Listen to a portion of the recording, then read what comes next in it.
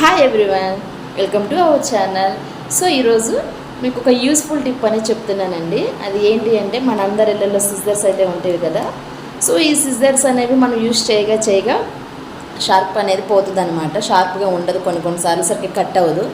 So ఈజీగా cut అవ్వాలి అంటే ఏం చేయాలనేది ఈరోజు మీకు టిప్ చెప్తాను.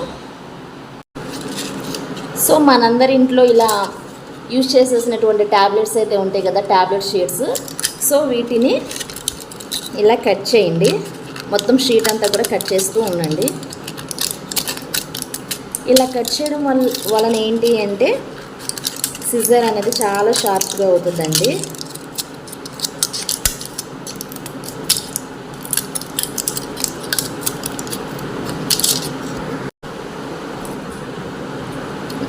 సిజర్ అనేది చాలా షార్ప్గా అవుతుంది.